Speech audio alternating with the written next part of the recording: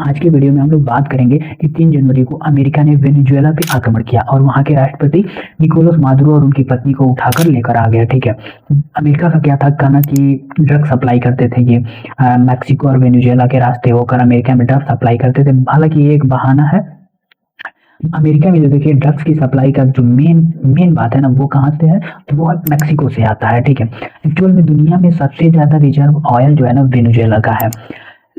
Oil आप जानते हैं थोड़ा अशुद्धि उसमें ज़्यादा होती है। ठीक है, इसको निकालने में थोड़ा महंगा पड़ता है, लेकिन अमेरिका की नज़र इस ऑयल पे था। यहाँ लिथियम का बहुत बड़ा भंडार पाया जाता है, वेनेजुएला में सोना का बहुत बड़ा भंडार है। तो एक्चुअल में अमेरिका इन भंडारों पे भी कब्जा करना चाहता था और बहाना क्या देता है कि ड्रग सप्लाई करते थे, इसलिए वो इसके राष्ट्रपति को उठा लाया है। 2020 में जब लॉकडाउन चल रहा था उसी समय अमेरिका राष्ट्रपति को उठाने वाला था, बट उस समय वो बहुत बड़ा गेम खेला और उसके जो बहादुर सेनापति थे, उप सेनापति को उसने क्या किया, अपने में मिला लिया और उसको ऑफर दिया कि बड़े मतलब घर तुमको दिए जाएंगे, करोड़ों रुपए दिए जाएंगे, नया नाम मिल जाएगा, पासपोर्ट मिल जाएगा, अमेरिका में तुमको रहने दिया जाएगा और उसका एक नाम दे दिया। तो उसका कोड नेम था, क्या था कोड नेम? कार्डिनल। कार्डिनल उसका कोड नाम रखा गया और बाद में इसको भी वो लोग बदल देंगे। निकोलस मादुरो जो है कितने बजे उठते हैं, कितने गार्ड रहते हैं, रात में कौन सा रास्ता सेफ है, हेलीकॉप्टर कहाँ लैंड करेंगे, इसकी रास्ता क्या है, इमरजेंसी में राष्ट्रपति किधर जाएंगे, राष्ट्रपति जिस कमरे में रहते हैं उसकी दीवारें कैसी हैं, कितना मोटा है, कितनी खिड़कियां हैं कि नहीं है, A to Z इंफॉर्मेशन जो कार्डिनल नाम का था वो क्या किया, अमेरिका की CIA एजेंसी को मुहैया कराता रहा। ये सारी चीजें होती रही। इसके आधार पे लंबा प्लानिंग चला और इस प्लानिंग में लगभग 150 जहाजों ने भाग लिया और 150 जहाज हैं, एयरक्राफ्ट हैं, अलग अलग टाइप के जहाज हैं, अलग अलग शहर से उड़ान भरे हैं और सब के सब वेनेजुएला पहुंचे हैं। सबसे बड़ी बात यह है कि उनके पहुंचने का टाइमिंग सेम है, भले उड़ान वो किसी भी टाइम की हो लेकिन पहुंचने का टाइम सेम है, उनके पहुंचने का टाइम सेम है। वेनेजुएला को ये लोग समझने का भी मौका नहीं दिया और समझते हैं कि कौन कौन सा इसमें क्या क्या यूज हुआ है, उस पर हम लोग बात करते हैं। सबसे पहले वेनेजुएला में एंट्री मारता है RQ सेंटिलियन नामक जो ड्रोन एंट्री मारता है, वो 500 फीट की ऊंचाई पे उड़ता है और ये क्या करता है ना कि बेहतरीन फोटो लेता है और हर जगह की पूरी तरह प्रॉपर फोटो लिया। ठीक है, और ये पकड़ में भी नहीं आया। इसके बाद अगला नंबर आता है F-35 का। F-35 रडार में नजर नहीं आता है दुश्मन के और इसी का फायदा उठा के वेनेजुएला के अंदर प्रवेश कर गया। और जब ये वेनेजुएला में प्रवेश किया तो अलग अलग जहाजों से, कई एयरक्राफ्ट कैरियर से उड़ान भरा। कोई पेडोरेटियो के सैन्य अड्डा से भरा तो कोई यहाँ के अलग अलग जगहों से भरा। तो वेनेजुएला देख नहीं पाई क्योंकि ये स्टिल्थ रडार है और ये क्या किया कि वेनेजुएला के रडार पे फेक सिग्नल भेजना चालू कर दिया था। तो वेनेजुएला के रडार कंफ्यूज हो गए और अचानक इतने से जहाज आ गए। वो इसका इलेक्ट्रॉनिक वॉरफेयर का तरीका है, तो ये ऐसे मतलब फेक सिग्नल भेजते हैं। ठीक है, अब इसके पीछे वो ग्वालर को लगा देते हैं। ठीक है, ग्वालर जो ग्राउलर जहाज जो है ना वो बहुत खतरनाक होता है, ये इलेक्ट्रॉनिक वॉरफेयर में काम आता है।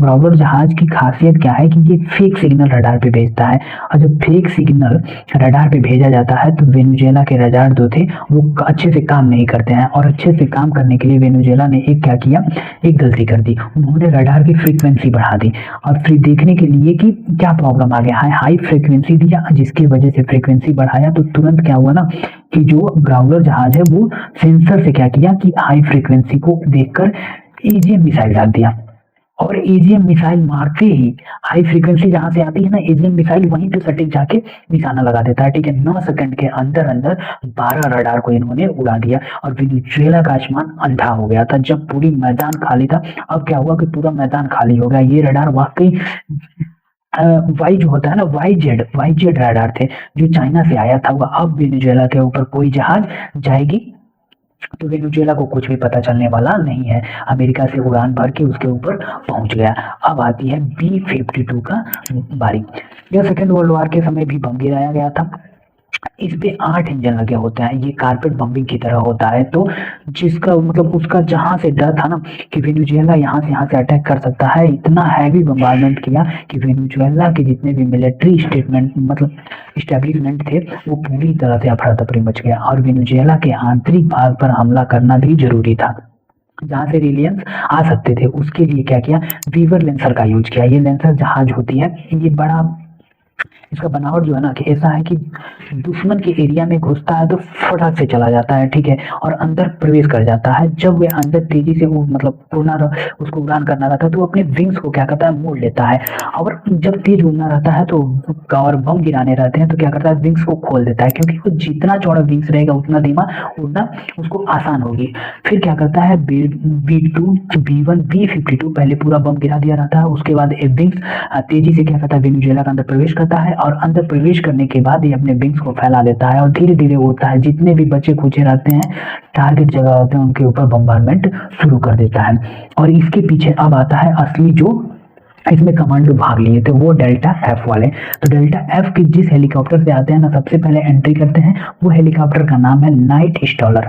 नाइट स्टॉलर क्या है, स्टॉकर जो है वो जहाज होती है कि इनमें आगे एक गनर बैठा रहता है और आगे से वो दुश्मनों को टारगेट करता है, मारते जाता है। साइड में दोनों साइड में दो कमांडर बैठे रहते हैं, वो भी निशाना लगाते हैं, जो बचे खुचे रहते हैं उनको मार के साफ कर देते हैं।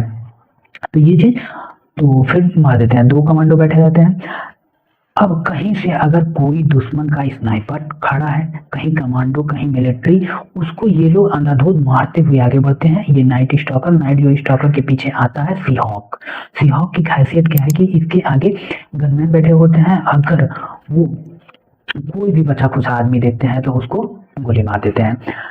और पीछे भी इनके खाली जगह होता है जहां से ये कमांडो को ड्रॉप भी कर देते हैं। ये हमला भी करेगा और ड्रॉप भी करेगा, ये दोनों काम करता है। ये दोनों काम कर लिया तो आगे नाइट स्टॉकर पूरा साफ कर दिया, जो बचे खचे थे उनको सीहॉक ने साफ कर दिया।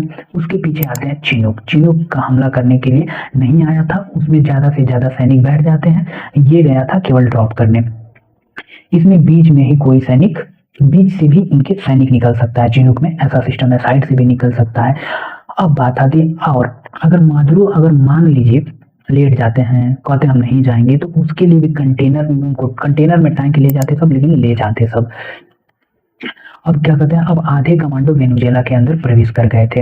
ये नौसेना बेस से वेनेजुएला की ओर, और जहां से कमांडो की सप्लाई करने के लिए फास्ट हेलीकॉप्टर ऑस्प्रे को यूज किया गया था। ये हेलीकॉप्टर और जहाज का मिश्रण दोनों है। ये जब उड़ान भरता है तो इसके विंग्स जो है ना ऊपर होते हैं, और जैसे ये हाइट लेता है तो विंग्स धीरे धीरे आगे आ जाते हैं। विंग्स क्या होता है ना, धीरे धीरे आगे आ जाता है, और ये उड़ता फिरता विमान हो जाता है। तो ये उड़ता फिरता जो हेलीकॉप्टर की तरह आता है, तो जो बैकअप में आधे कमांडो थे उनके फास्ट से अंदर लेके आता है, ताकि वेनेजुएला पे ज्यादा से ज्यादा कार्रवाई किया जा सके। और वेनेजुएला का कोई भी रडार सिस्टम काम नहीं कर रहा होता है, कहीं से इन्हें पड़ोसी के देश से मदद न मिले। तो अमेरिका के जहाज अंदर गए थे, उनको भी रास्ता दिखाने के लिए अमेरिका क्या करता है, रडार तो होना चाहिए कि नहीं होना चाहिए, होना चाहिए। आखिर वो रास्ता कहाँ से देखेंगे, उनके लिए उड़ता फिरता रडार भी भेजा जाता है, जिनकी क्षमता 400 किलोमीटर होती है। इसे हम लोक हॉक आई बोलते हैं। हॉक आई जो है ना, यूएसए जिराल्ड R4 पर यह खड़ा था। यहाँ से उड़ान भर के वेनेजुएला के ऊपर उड़ने लगता है, जिससे रडार मिल सके। और ये वेनेजुएला के ऊपर उड़ता फिरता कर सकते हैं। और इसके अंदर कमांड सेंटर हो गया था, ठीक है। सारे जहाज को ये कोऑर्डिनेट करने लगा वेनेजुएला के ऊपर। ये 3 रडार ऑटोमेटिक अमेरिका का उड़ता चलता फिरता रडार लेकर रख दिया गया। अब जिराल्ड R4 एक कैरेबियन सी से अपना लंगर लगाए हुए बैठा था, ताकि कोई भी दुश्मन जहां या चाइना या रसिया का कोई भी बैकअप सपोर्ट न दे। यदि वेनेजुएला की नेवी हरकत करती है, वेनेजुएला का पनडुब्बियों का यूज करता है, तो उसके लिए ये साइलेंट किलर होते हैं। तो अमेरिका ने क्या किया था कि P8I पोसाइडन जहाज जो है ना, ये जहाज देखिएगा कि एक भी इसमें खिड़की नहीं होती है, इसके अंदर सारे सेंसर लगे होते हैं। और नीचे की ओर इसके अंदर पूरा कमांड एंड कंट्रोल रहता है, सिस्टम होता है। अगर कोई भी पनडुब्बी ये देख लेता है ना, तो पानी में ही मिसाइल को डाल देता है, ठीक है, वो पनडुब्बी उसी में खत्म हो जाएंगे। तो अमेरिका ने ये P8I जो है पोसाइडन को लगा दिया था। अब नौसेना को ध्वस्त करने के लिए इसे लगा दिया। यह भी ऊपर से कमांड कर रहा था, सीहॉक भी था। हाई आई जो होता है, एक ऊपर से ये पोसाइडन जहाज की निगरानी कर रहा था। वेनेजुएला सामने पूरी अमेरिका की नौसेना बेड़ा खड़ा कर दिया था। ये फुल फ्लेजड वार के रेडी में था। अगर वेनेजुएला कोई भी एक्शन लेता है तो जितने जहाज से सब रेडी थे, इसमें सब में कॉकपिट बैठे हुए पायलट जो बैठे थे, उसकी नेवी खड़ी थी। उसके पीछे पिटोरिको, फ्लोरिडा और अन्य एयरबेस पे पूरी तरह मिलिट्री तैनात थी। अगर जहाज में पायलट भी रेडी थे, वेनेजुएला की ओर से कोई भी अटैक आता है तो ये लोग अटैक के लिए तैयार थे। वेनेजुएला को समझने का मौका नहीं देते हैं। अब क्या होता है कि जब ये पूरी की पूरी अंदर प्रवेश कर गए तब असली खेल चालू होता है। पूरे जो वेनेजुएला को आइसोलेट कर दिया जाता है वेनेजुएला पे। अब होता है असली खेल, अब होता है साइबर अटैक। साइबर अटैक करने के बाद वेनेजुएला की पावर सप्लाई पूरी तरह से बंद। पावर ग्रिड जो होती है, पूरे में कंप्यूटर लगा होता है, या तो कंप्यूटर माइक्रोसॉफ्ट का होगा या मैकबुक का होगा, तो ये लोग पहले ही से उस पर एक सॉफ्टवेयर मॉलवेयर भेज के क्या करते हैं ना कि पूरा उनका सिस्टम ही क्रैश कर देते हैं। कंप्यूटर ऑन ही नहीं हो रहा है तो कैसे पावर ग्रिड को सही करेंगे। अब समझते हैं कि ये साइबर अटैक के बाद क्या होता है, गूगल सब कुछ, उनका गूगल जीपीएस रडार ये सारा चीज काम करना बंद कर देता है। अब खेल शुरू हुआ, असली खेल। चिनूक हेलीकॉप्टर से आए कमांडो बिल्डिंग के छत पर उतरते हैं और उन्हें पता रहता है कि मादुरो मकान में कर रहेंगे, जिस रूम में रहेंगे वे स्टील की मोटी दीवारें होंगी, वो तोड़ना जो है ना बहुत मुश्किल है। उसके लिए वो अपने आस थर्मल लेंस लाते हैं और ब्लू टार्च लेके आते हैं। वो कितनी भी मोटी दीवार हो, स्टील की परत क्यों ना हो, वो उसे तुरंत काट देता है। और कैसे पता चलेगा वो कहाँ है, उनके पास तो हथियार भी है कि नहीं है काट के आने के लिए, कमरे में किस कमरे में मादुर है। तो इसके बाद इसके करने के लिए ग्राउंड पेंटेटिंग जो रडार रखा गया था उससे हो जाता है, ठीक है। वो थर्मल वहाँ पे सेंसर लाइट को भेज के वो लोग हीट वेव को जो हीट सिग्नेचर भेज के पता कर लेते हैं कि अंदर कितने लोग हैं।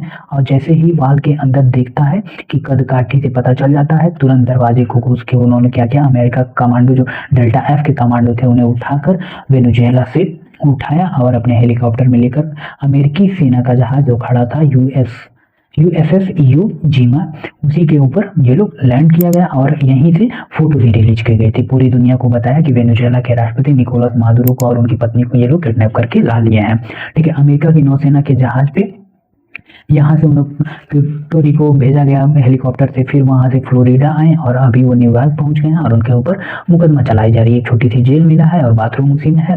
एक राष्ट्रपति का ये हाल अमेरिका ने कर दिया। पूरी दुनिया को अमेरिका ने दिखा दिया कि अब पूरी दुनिया अमेरिका अपनी नीतियों पे नहीं चल रहा है, अमेरिका ट्रंप की नीतियों पे चल रहा है। ये दिखाता है कि जब कोई भी तानाशाह पागल हो तो देश की बड़ी कितनी भी नीतियां वो बना सकता है। देखिए अमेरिका का जो सीनेट है ना, वहां से कांग्रेस जो है वहां से सब कुछ पास होने के बाद ही यूज कर सकते हैं। ये अमेरिका के कॉन्स्टिट्यूशन में है, यानी कि अमेरिका के नियम के खिलाफ ही ये जाके सारा कुछ किया गया है।